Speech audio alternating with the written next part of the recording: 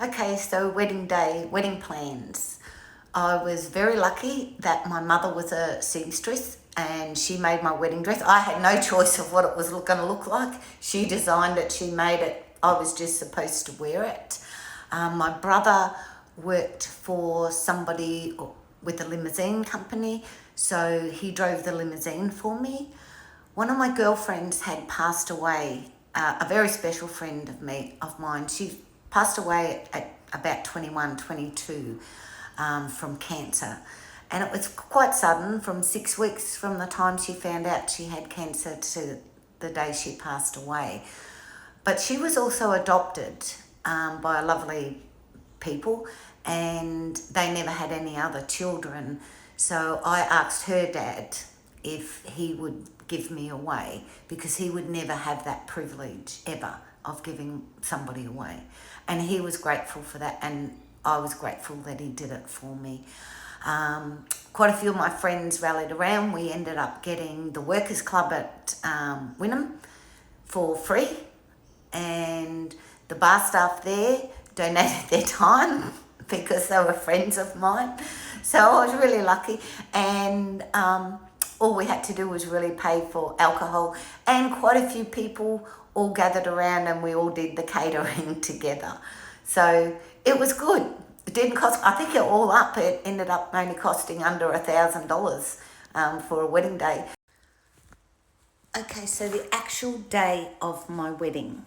I don't remember the day I got married. I don't remember what month. I remember it was quite warm. But I do remember I was getting married at 1:30 that afternoon. And at 12 o'clock that day, I'm driving around Wynnum, bawling my eyes out. I don't know remember what I was doing. I think I was trying to buy something. And anyway, I'm bawling my eyes out, thinking, I want to get married. And it was getting close to 1 o'clock, so I thought I really got to pull myself together. So I went to my mother's. My brother was waiting there with the limo waiting for me. I hadn't had a shower. I hadn't done anything with my hair or my makeup, so I threw myself through the shower, threw my hair up in a bun and put my makeup on, and off we went. I got into the limo and we were starting to drive out of my mother's place, and I said to my brother, I've got to go to the pub. And he said, no, we don't have time. And I said, no, I have to go to the pub. Quite a few of the ladies were all waiting there to see me, and they'd lent me a crystal necklace and earrings, and the gentlemen in the pub and that were all wanting to see what I looked like. So I had to go to the pub. So I did. My brother wasn't impressed, but I was going to the pub. So we went to the pub. I seen them all. They were all sitting there waiting for me, which was lovely. And then off to the wedding venue. Okay, so the ceremony's over. We said hello to a few of the guests and had a bit of a chat, and then off we went. So everybody went to the Workers Club, and I had my brother drive me over to see my grandmother and my uncle and auntie, who were too old and frail to come to the wedding. So I went over there to show them what I looked like, and my husband came with me. And I remember my grandmother saying to me, now death do us part. And I went, yes, Grandma. And I really tried my best to make it work, but it was never going to. And sometimes you just have to realise that it's not going to. Okay, so wedding's over. We booked into a motel in Wynnum for the night. Never had a honeymoon, as we both had to go back to work on the Monday. So the Sunday morning, after we woke up, we went back out to the property back home where we lived. My daughter and everybody was there, and started life again. But not soon after we got married, a friend of mine who had 3 young girls, so there was a husband and wife and 3 young girls, they had a couple of their horses there and used to spend a lot of time out there. Well, they actually bought a big caravan and moved in on the property with it, so we got 5 extra people there now, which was beautiful because I had a lot of fun with her and the girls. And her girls were all around my daughter's age. And I'm still in contact with them again now. And also I had a young boy. He was in his really early 20s or late teens who needed somewhere to stay. So he moved into the bungalow out the back. So life begins again. I got more strays. Here they come. Well, actually, let me just rephrase that a little bit. My girlfriend wasn't a stray. We were all trying to help each other out, to help each other get ahead, to look after the girls, the horses, and live life to the fullest that we could. So it was good times. But anyway, we were only married for about 2 weeks. And it was my cousin's 21st, who was the group best man at our wedding. And so we went to his wedding. Now there was myself, my husband, my daughter was there, and one of her little friends were there. And my cousin had a fire in the backyard. He had quite a large property. And I was sitting over by the fire with my daughter and her friend, just sitting there. I was quite happy looking at the fire. I love the fire. When he came over and said, I shouldn't have to sit with you. It's my cousin's birthday. I should be over there with him. And I said, I never said anything about you coming over here with me. I'm quite happy to sit here with the girls. Go on, off you go. So off he went. And about 5 minutes later, I turned around to have a look to see where he was. And here's this girl got a hand going down his pants. Well, I got up and I walked over and I said to her, will you mind taking your slimy hands off my husband? And they just fell away from each other. So these two just fell away from each other, and I just went back over and sat by the fire. And then after a few minutes, my husband came over and he said, what right do you have to tell her to take her hands off me? And I looked at him, I said, I have every right. You are my husband. I can tell her to take her hands out of your pants. So anyway, I said, I'm going home. Are you coming? He said, no, I'm not coming. So I packed the girls up and I left and went home without him. I thought, I'm not putting up with this. So I went home. I no sooner got home and my cousin's on the phone saying, oh, you left him behind. Can you come and get him? He wants to go home now. I said, no, he wasn't ready when I was coming. It was quite a drive to go back to my cousin's place.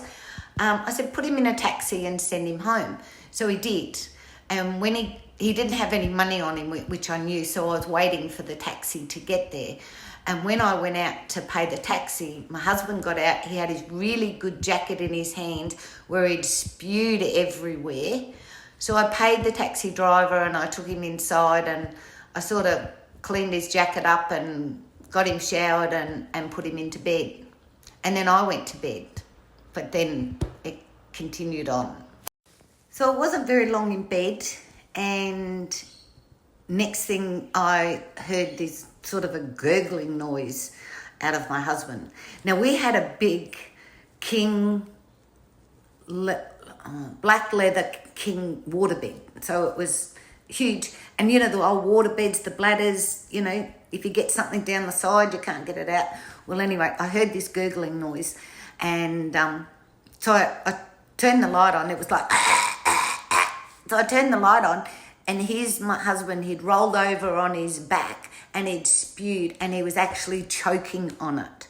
So I jumped out of bed, went and grabbed a towel, rolled him over, got his spew out, cleaned him up once again, laid him back down. I thought, oh, he's got to be finished now, because I didn't want it to go down the sides of the waterbed. And I put a few towels around him. I went back to bed. A little while later, same thing.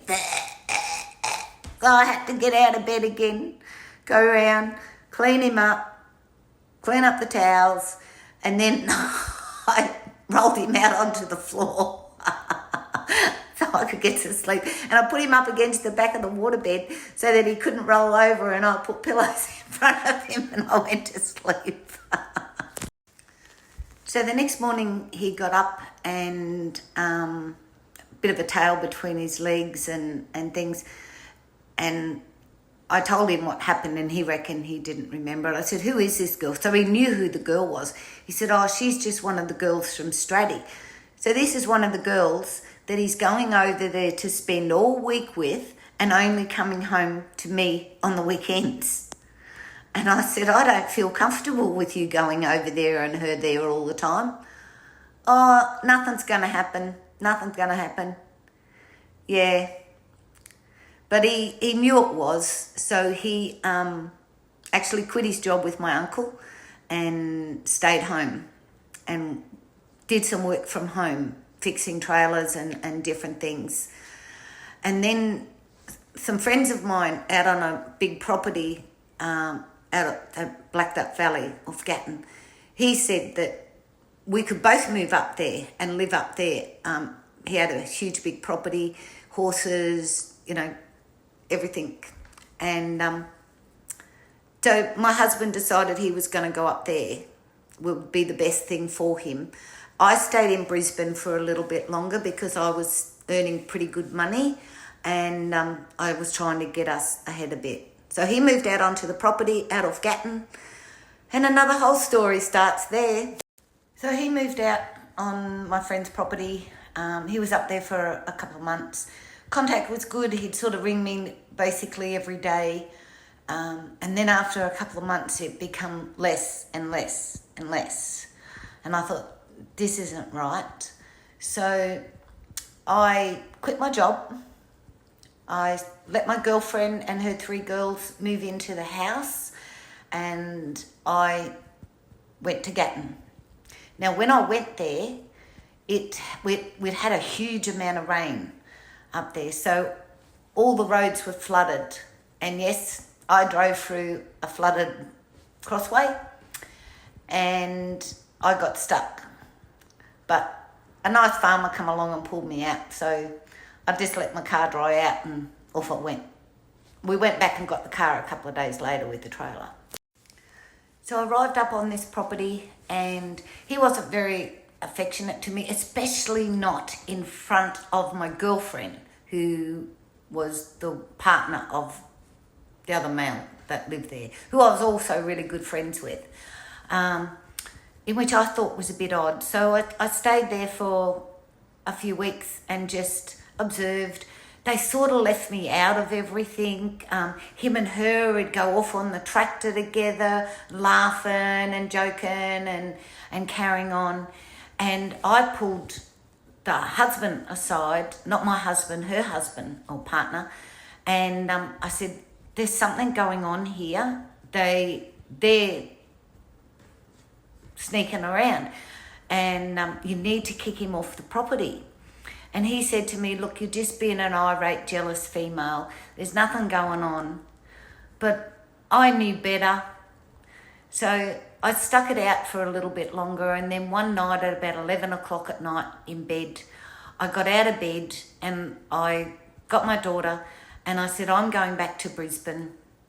If you want this marriage to work, give me a call at 5 o'clock tomorrow afternoon and let me know what you want.